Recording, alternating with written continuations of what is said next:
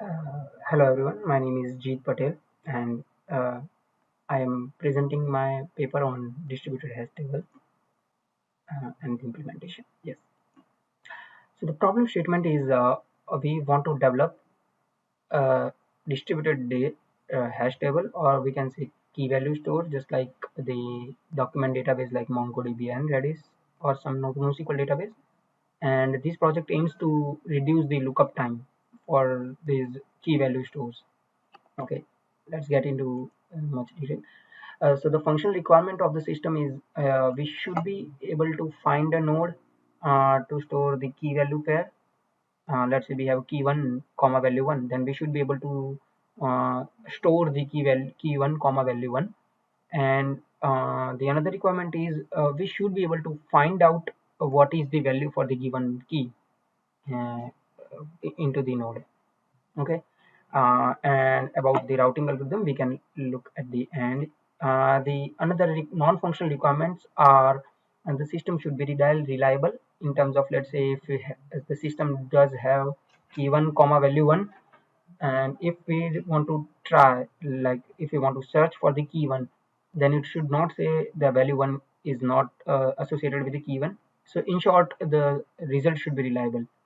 The concurrent says that any two nodes into the network should be able to perform their task concurrently, and that should be also mutually exclusive, like the result of one node should not be affecting the other node.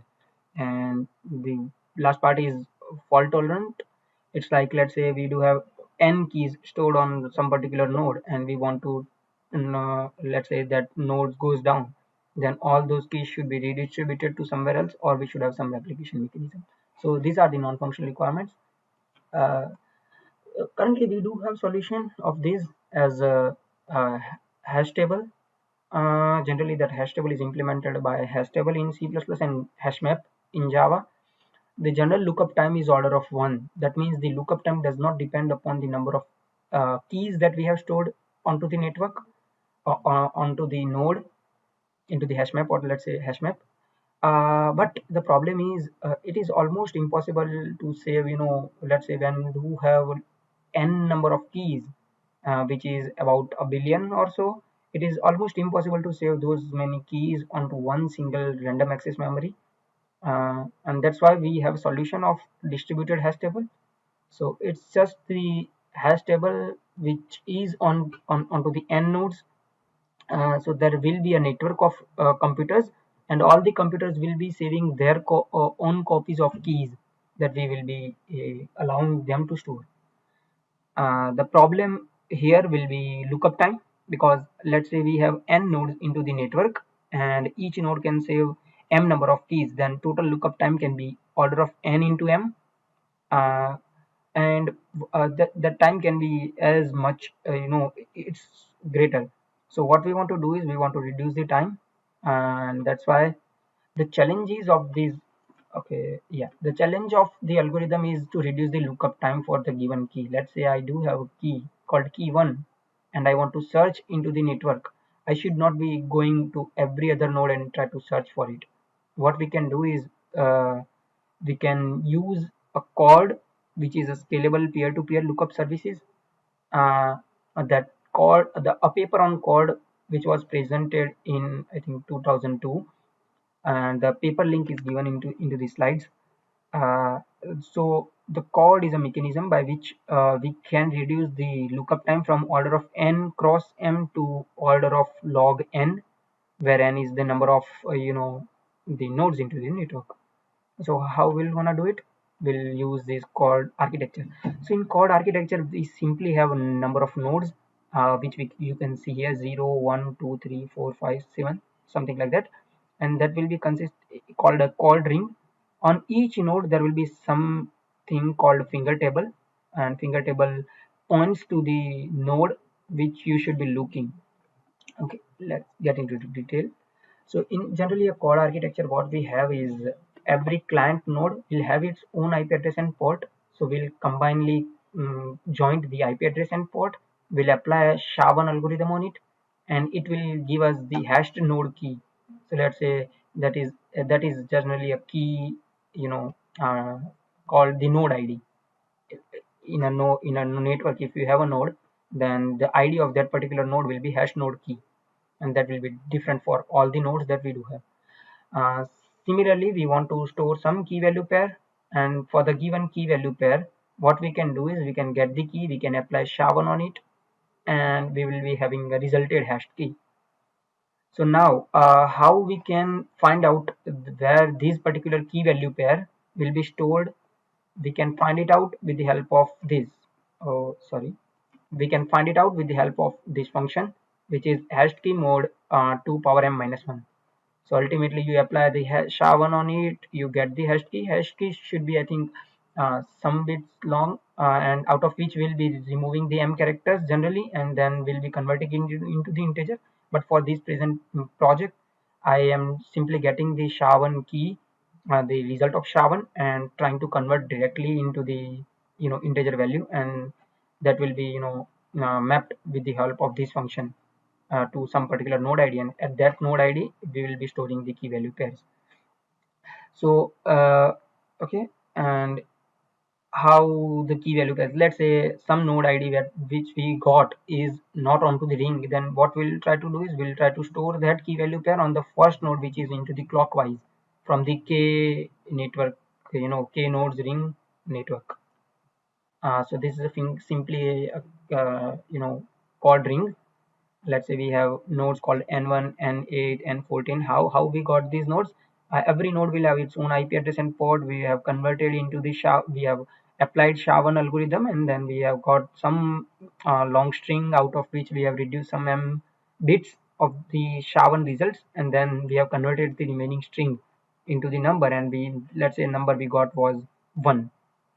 Similarly, for all these nodes, so we do have the network ring, and in this particular scenario, n1 has a successor as n8 and predecessor as n51. So and at each and every node we will have a finger table. At finger table, the function to find out the ith node into the finger table is the n plus 2 power I minus 1, and that's how you can calculate is 8 for 8 plus 2 power 0, let's say 1 minus 1, which is 0, and plus 2 power, and you do it with the mod of whatever the number of nodes that we do have, sorry, whatever the number of nodes that we do have.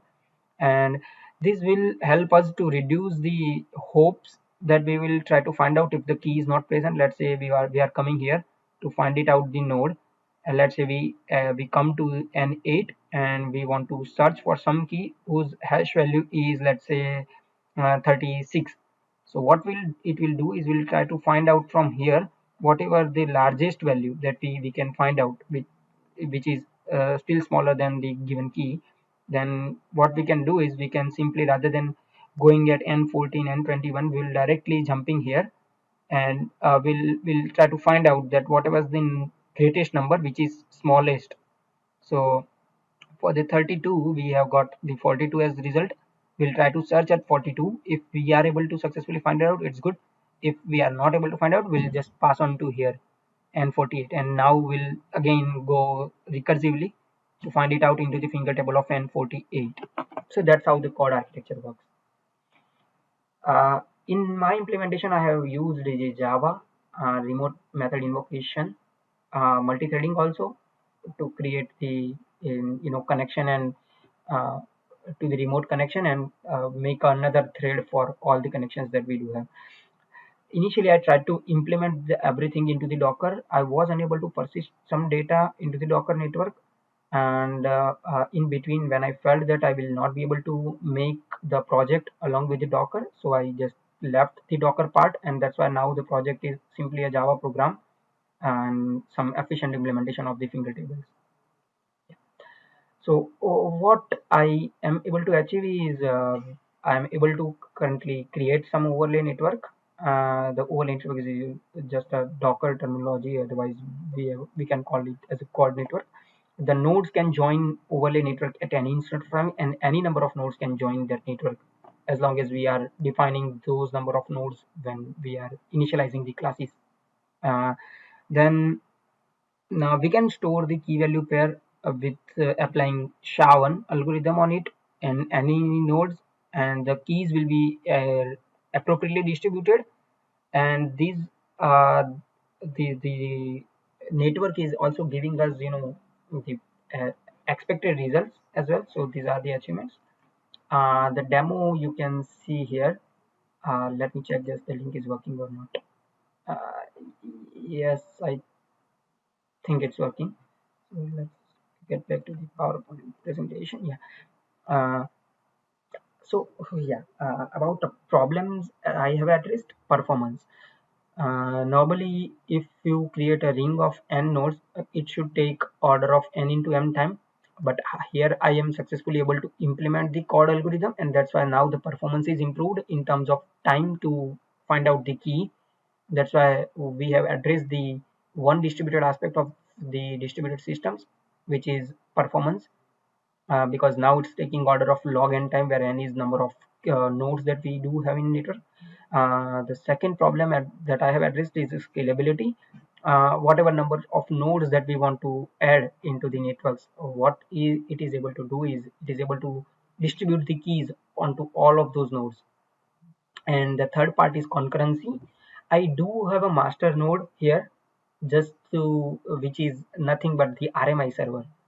It's not the master slave architecture where master is single point failure. It's just the master is someone who is hosting the RMI server. Multiple nodes can try to talk to master at simultaneously. At that point of time, I am using a kind of static variable into the mutex world, mutex log, which also handles the concurrency part here as well. And I do also have some Java implementation of multi-threading concepts, so I have to handle concurrency at there as well. What I am not able to achieve is the replication. So let's say we have a master node, and master node should be replicated, and the replication and the coordination should be handled with the zookeeper, that I'm not able to achieve. And the another part is a fault tolerance. So let's say the one node in the distributed network goes down, then we will not be able to retrieve all those keys which were present on that particular node.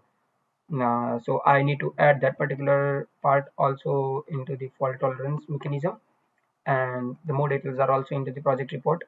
But the main reason that I can say is I'm not able to achieve is I was the only person who was working on the project, but I have implemented the performance, scalability, and concurrency well. So thanks for the presentation, and let me know if you have any questions around it.